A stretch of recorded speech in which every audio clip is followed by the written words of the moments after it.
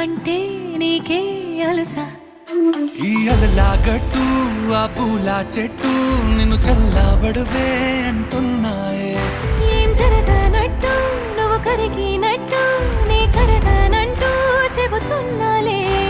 నీతో వాదులాడి గెలవాలేనే వన్నెలాడి. సరసాలు చాలండి ఓ శ్రీవారు, ఆఖరికి నెక్కేది